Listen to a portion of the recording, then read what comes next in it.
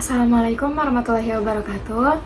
Halo semuanya, perkenalkan nama saya Felicia Nadia Nurul Erina dengan NIM 247320422.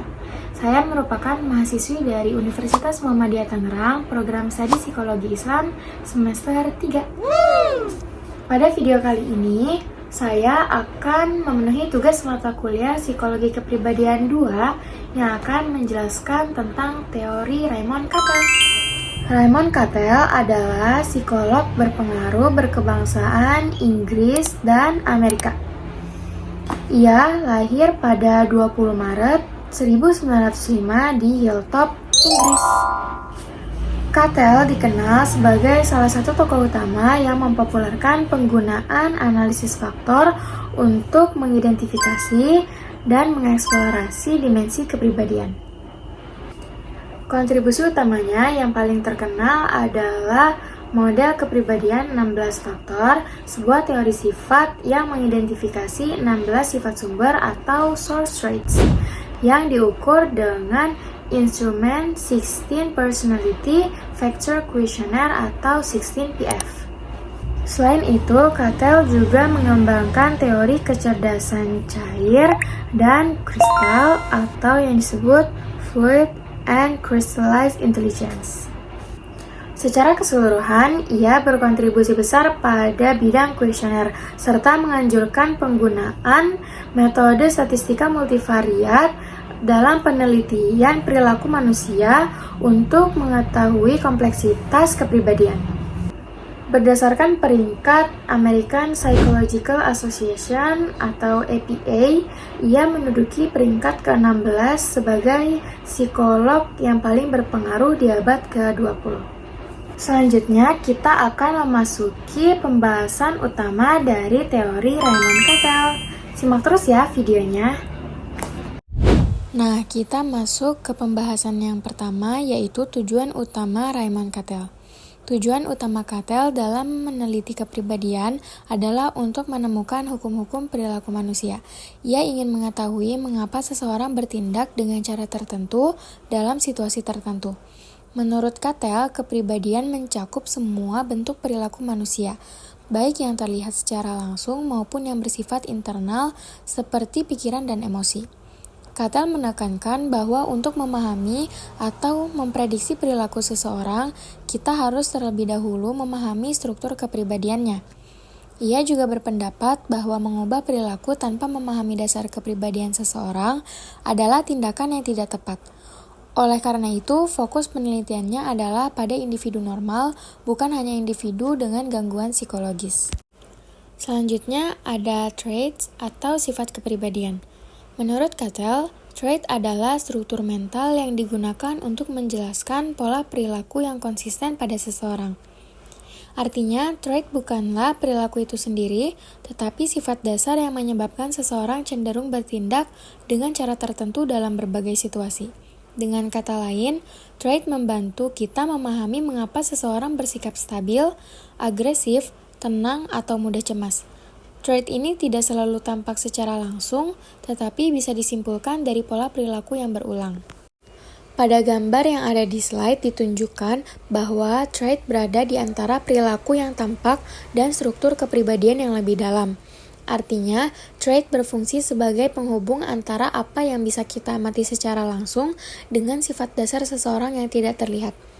Perilaku manusia yang terlihat sehari-hari, misalnya cara berbicara, bereaksi atau bertindak bukan muncul secara acak, tetapi dipengaruhi oleh trait yang ada dalam diri individu.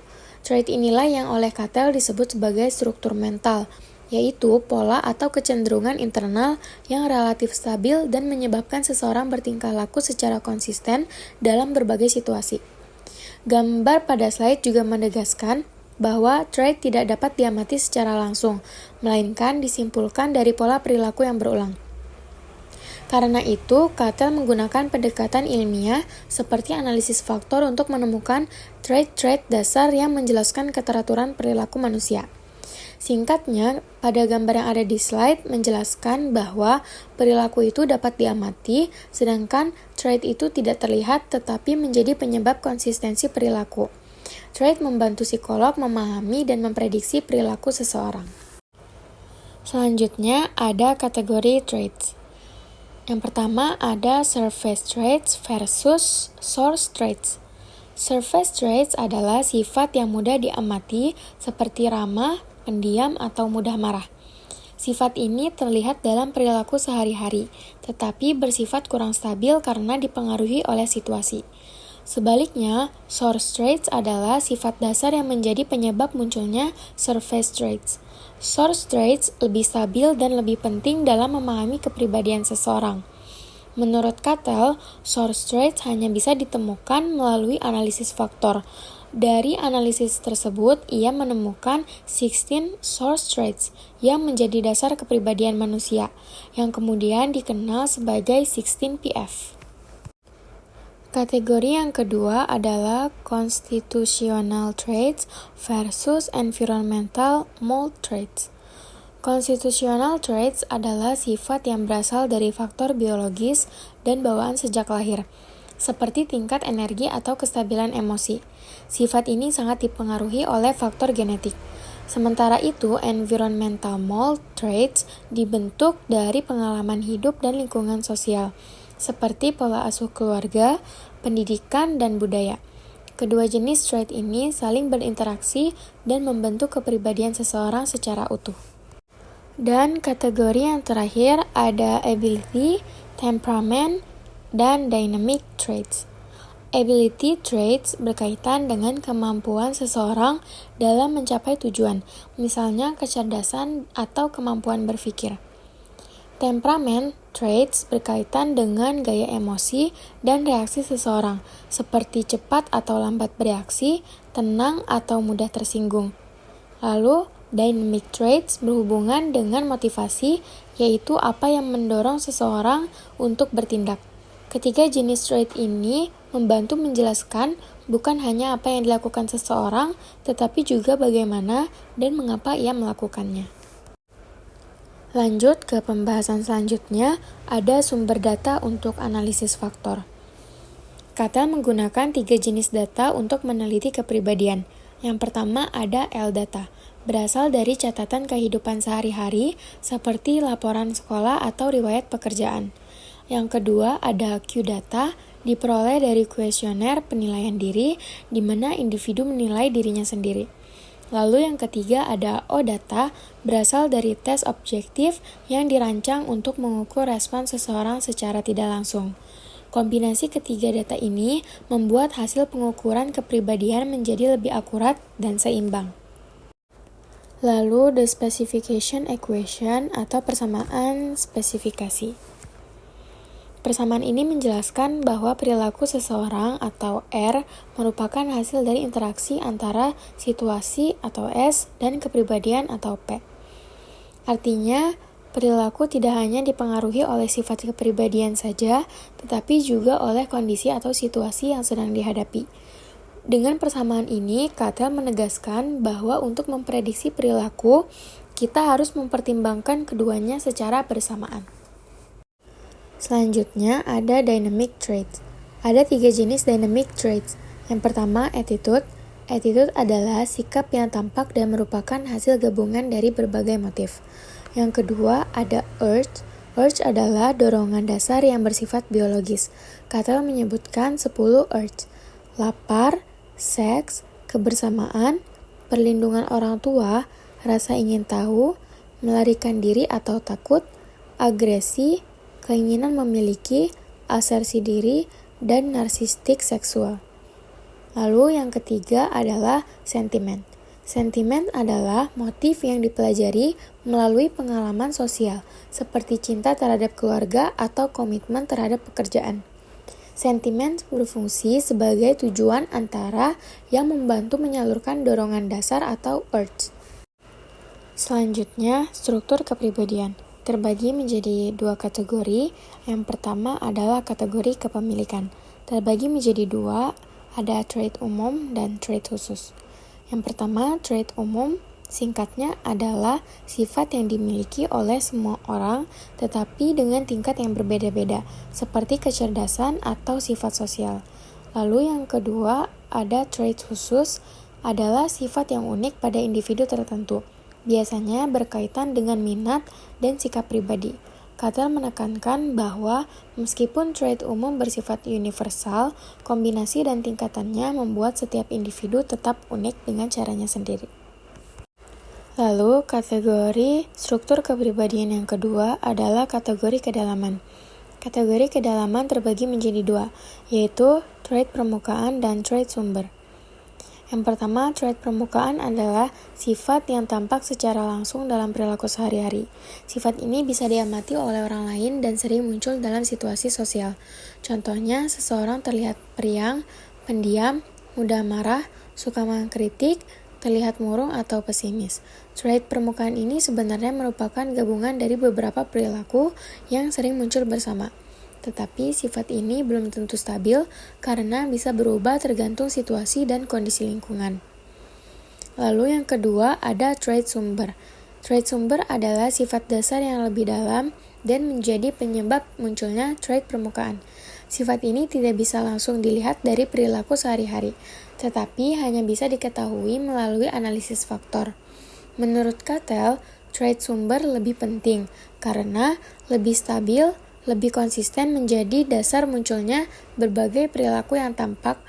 Trait sumber inilah yang membentuk struktur kepribadian seseorang.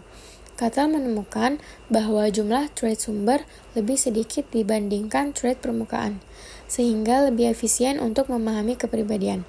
Trait sumber ini bisa bersifat bawaan atau konstitusional, atau hasil bentukan lingkungan yang sering disebut environmental mold. Selanjutnya ada kecerdasan cair dan kecerdasan kristal. Kecerdasan cair adalah kemampuan untuk memecahkan masalah baru tanpa bergantung pada pengalaman sebelumnya.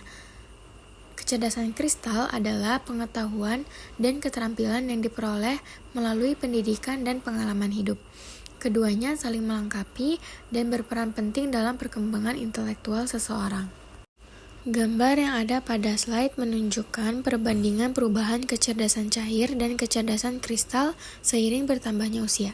Kecerdasan cair digambarkan meningkat pada masa remaja hingga dewasa awal, lalu perlahan menurun seiring bertambahnya usia, karena kemampuan ini berkaitan dengan proses biologis otak, seperti kecepatan berpikir dan kemampuan memecahkan masalah baru tanpa bergantung pada pengalaman.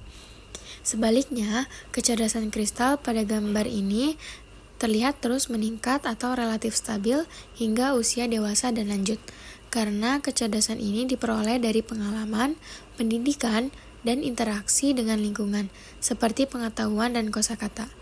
Dari gambar yang ada pada slide, Cattell menegaskan bahwa penurunan kecerdasan cair tidak berarti seseorang menjadi kurang cerdas secara keseluruhan, karena kecerdasan kristal justru dapat tetap berkembang dan menjadi kekuatan utama pada usia yang lebih dewasa.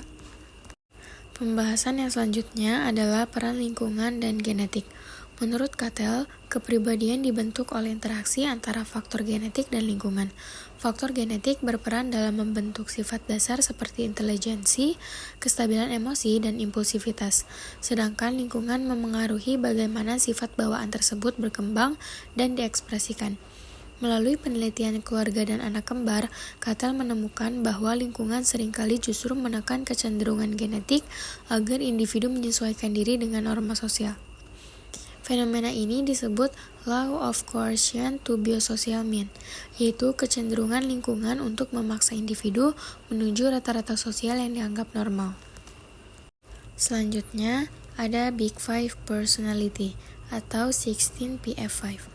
Gambar Big Five Personality pada slide menjelaskan bahwa kepribadian manusia dapat diringkas ke dalam 5 dimensi besar sifat kepribadian yang bersifat umum dan dimiliki oleh semua orang, tetapi dengan tingkat yang berbeda-beda.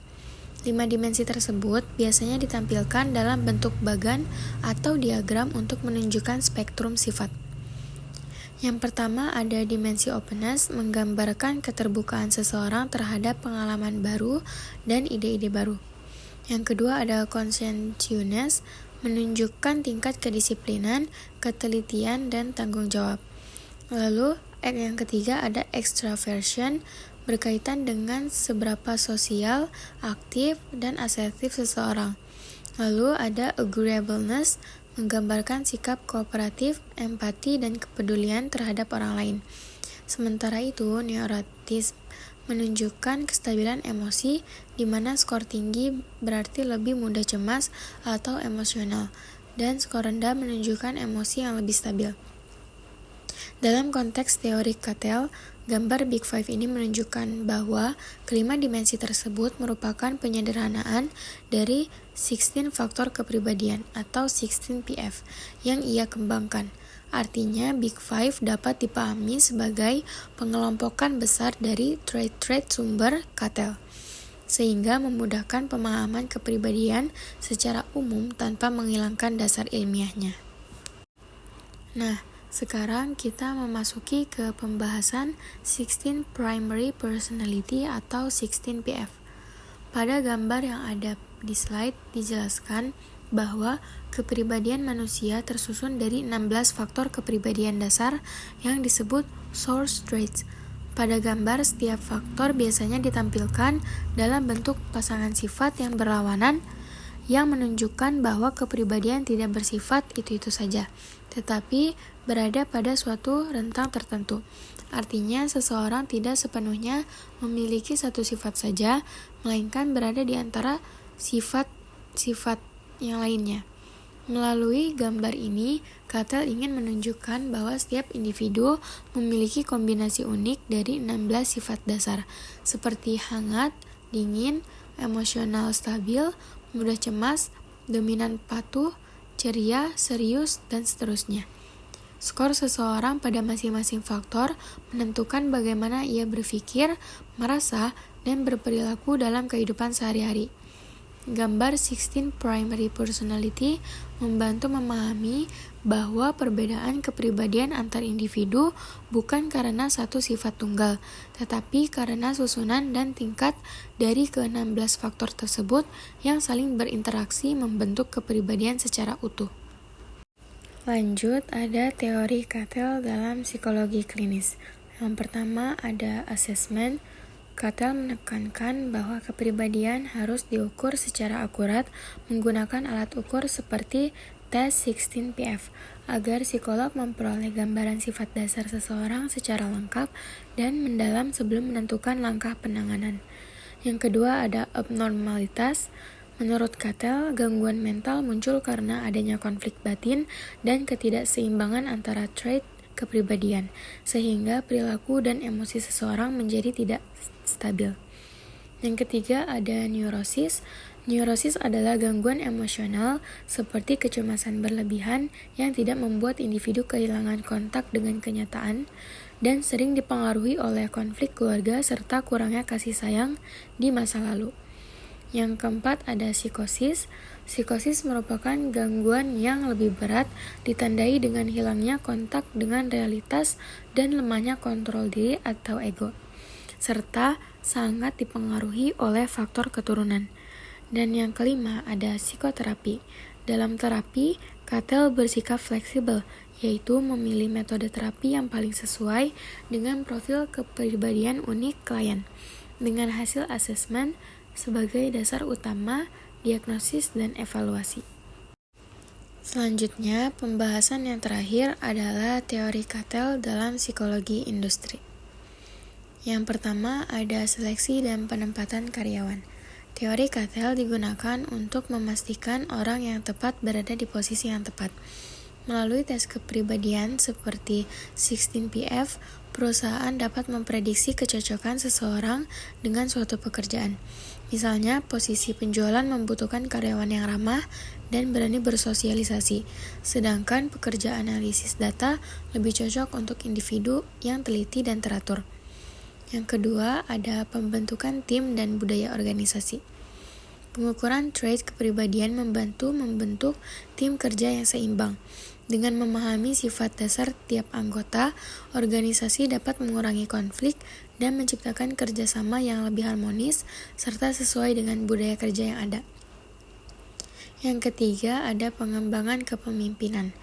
Teori Cattell membantu mengidentifikasi potensi pemimpin dalam organisasi. Sifat seperti stabil secara emosional dan tegas dalam mengambil keputusan menjadi indikator penting bagi individu yang mampu memimpin dan menghadapi tekanan kerja. Lalu yang keempat, ada konseling karir.